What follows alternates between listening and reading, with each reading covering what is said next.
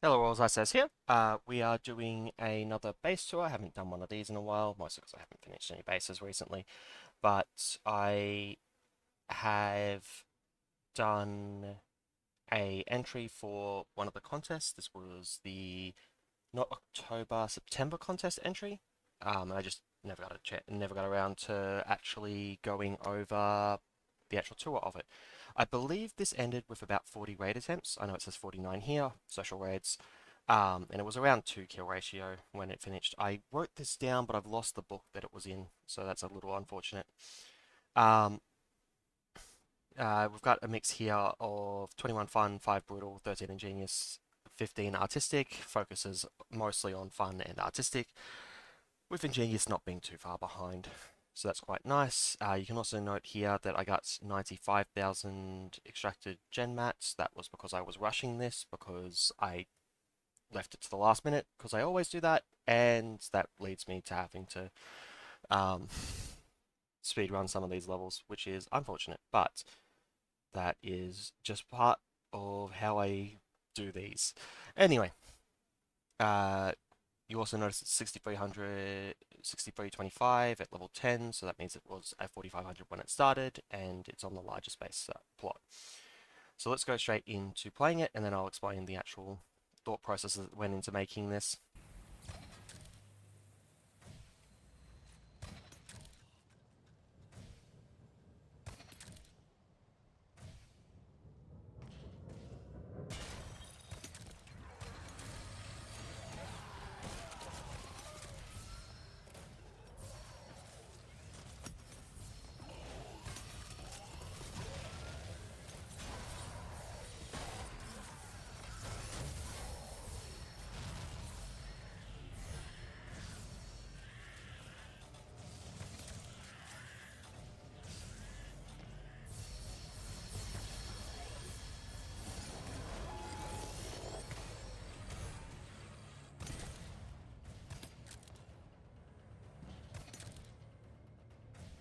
So that wasn't the fastest route.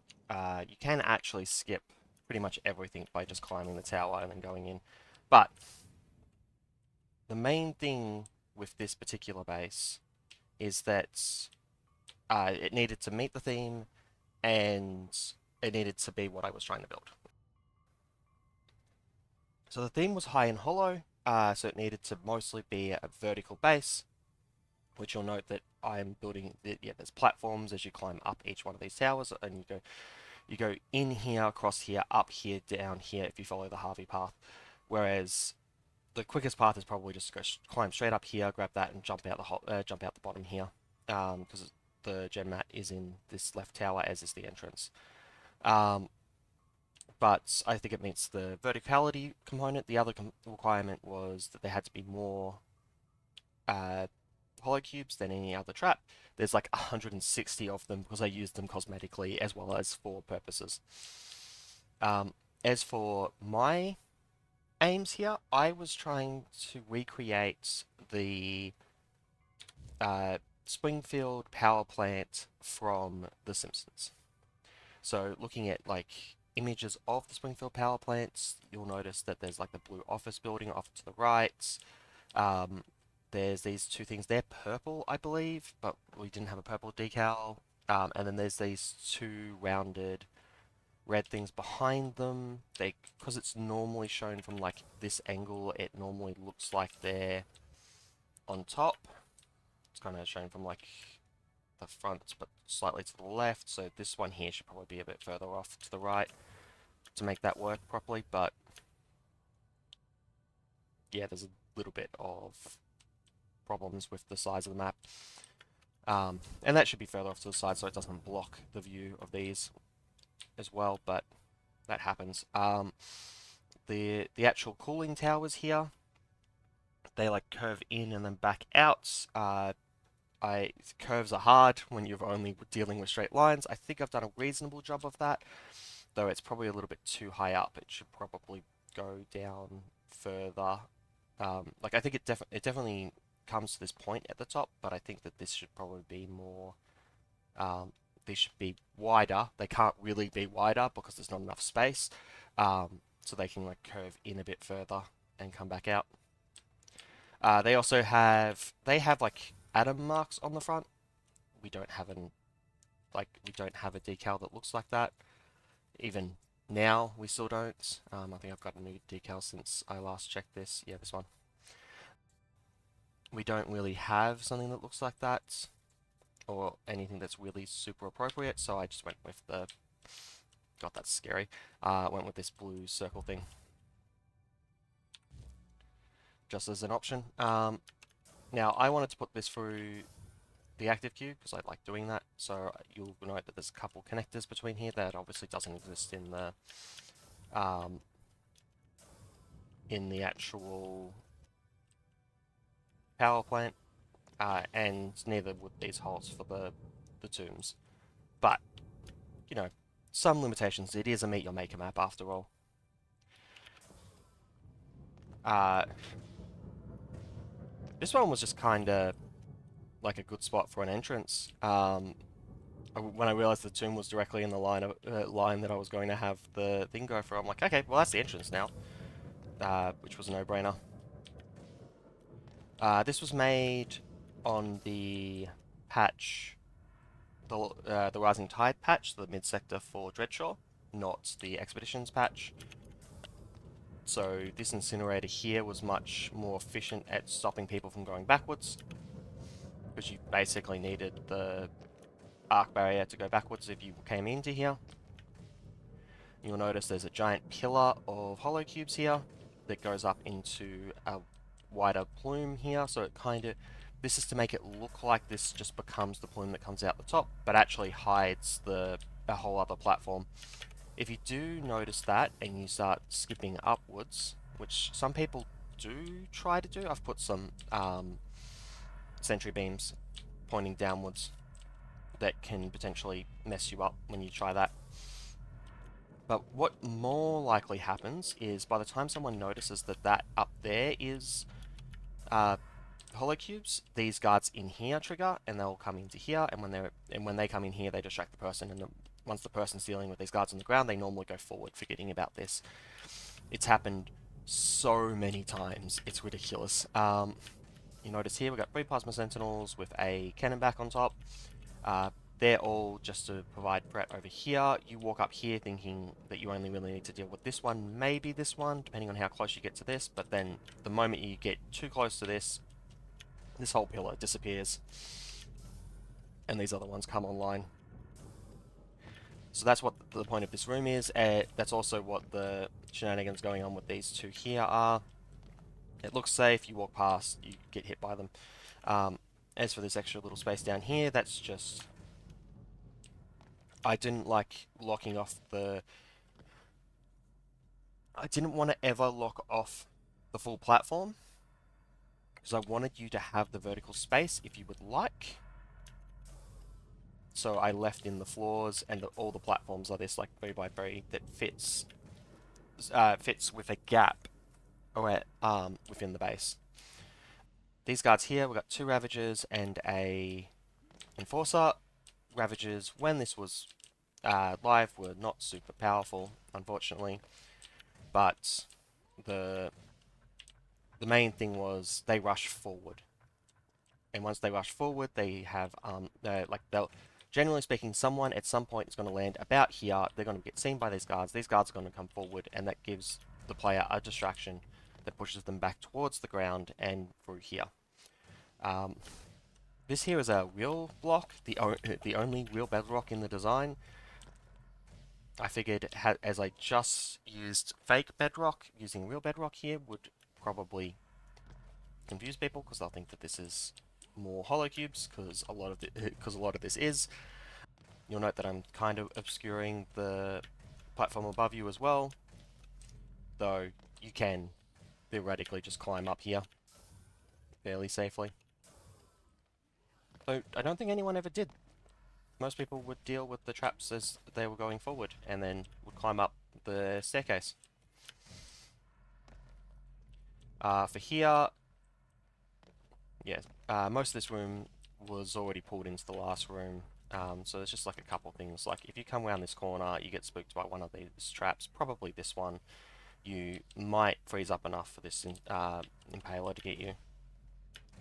it's a very low chance. I don't think it really happened. We can double check. There's one by the Impaler. Yeah. Okay. Oh, there's another one there. Yeah, okay, so it's not... Of the, like, 82 kills, there's, like, 2 here that were done by that. So that's not the worst. The person grenaded themselves. As we get up here, this one I actually quite like. We've got Incinerator here and here. This guard back here is positioned such that they probably won't move forward far enough to walk into the incinerator. You can't actually stop them because short leash tracks from the closest part of the guard's path, and that would mean that they can walk to about here. But generally speaking, players are coming up here, they're not getting seen until they walk here, and this guard will see them here and will already have the ability to shoot at them. So it's not going to move forward in the point where it's actually dangerous. I've got this here is to pull the player up and drop them, I believe. Catch and release, yep. Because the aim here is you run past, you get caught by that, it pulls you back up, drops you, and the drops you straight into the incinerator fire from there. This or this. Because as you walk to here, both of these will trigger. You probably kill this one, because it's very visible as you're coming up here. But you might miss that one. Especially if you haven't realized that we're on full hollow cubes at the moment. And the bombs are also providing a distraction. They cover most of this. And this guy can potentially get you before the bombs as well if you deal with everything properly. And if you happen to get caught up here, you could get killed by this. I believe this is Hunter. Yeah, so this can shoot down to here. So that is another option for the grapple trap there. So that's what this setup's trying to do. And I believe the next setup is kind of just spam. It's not super well thought out, but it kind of works. I needed a way to slow down speedrunners. And it's funny because putting it here where it's not on the critical path means that it's not actually going to work for that, but it did function in the active queue because most of the speedrunners A, don't know where the gen mat is, and B, are not super good at speedrunning. So what we've got here is as you come up here, you're kind of slowed a little bit by this piston and this impaler. You'll note that quite a few people died to this impaler because they were presumably dealing with either this piston or this guard up here. And this is a blind corner. Like it's on the right spot for that. This person probably tried to jump up here and got killed by the warmonger that just happens to be chilling here. This here, I believe, is a masquerade. These guards can't path through it, so they'll get stuck here, and then they will chase the raider up because presumably that is the way that the player is going. And just a couple more pistons just on spaces where they can be, because you can't put them, when I've got a staircase like this, you can't put them here and here. You have to put them every 2 spots, makes them significantly less effective, which is unfortunate. And then once you get up here, it's just hornets. We just got a bunch of hornets buzzing around. They create a nice ambience. Like you've got monsters hovering around the top of the cooling tower, which shows that the cooling tower is more infected, and you'll notice that there's a lot of kills just around the rim of these cooling towers, because a lot of people can't deal with hornets very well. And if you are on ranged weapons, because you're in the center here pointing outwards, these things will just fly, and you're fairly high up, they will just fly off into the distance if you're not careful with your shots. And here, this is just for cosmetic reasons. The plume at the top. In The Simpsons, the plume coming out of the cooling tower in early seasons was often depicted as grey, despite the fact it should be steam, not smoke, so it should probably be white. In later seasons, they kind of fixed that up a bit, but early seasons, it was all grey, so I thought it made perfect sense to use the bedrock, which is a darker grey than the actual cooling tower, which matches the aesthetic that I was going for. And as for the actual shape of it, it's just randomly placed. Smoke doesn't like rise in a uniform pattern, so I kind of just placed it round such that it wasn't, so it specifically wasn't symmetrical or uniform. Some people had fun like trying to use like dual swords and stuff to try and destroy all these, which cool. Like if someone was having fun doing that, I'm not gonna punish them or anything for that. It's like it's a fun thing to do, and it is quite hard to get this one right up the top here, because you can't grapple to any of these. Same thing on this one, exact same reason, and yeah, a few people tried to like run across or try skipping, and the Hornets just kind of kept that under control. And you notice it's not even a lot of Hornets. I got 5 Hornets here. I believe they're the second most used trap. Because I've got a lot of things that I've only got 4 of.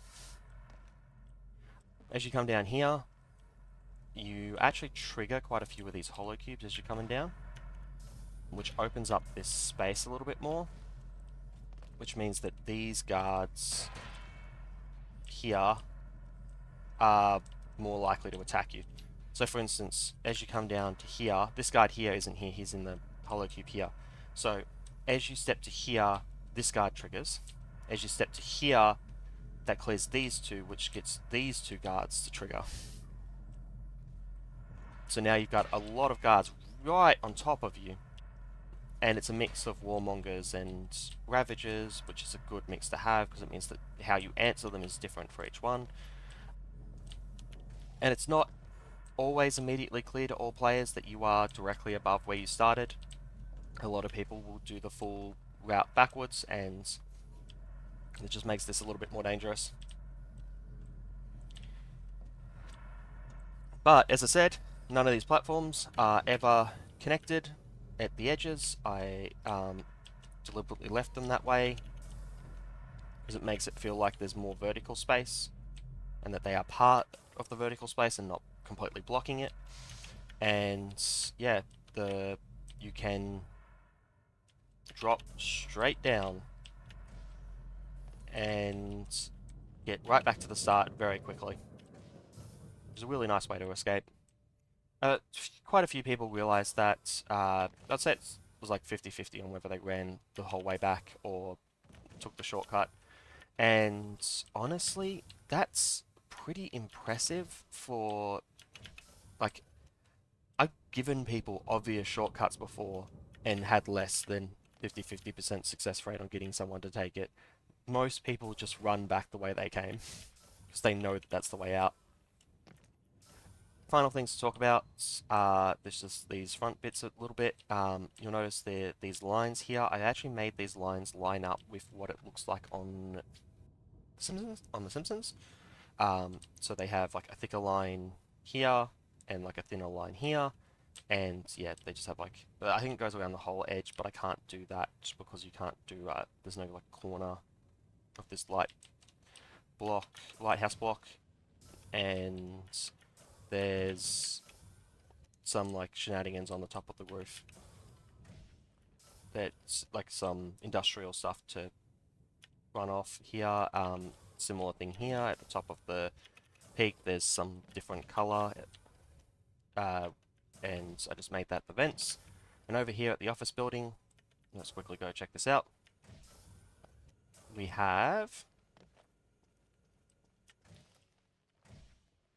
got this like seat thing here and these computer panels.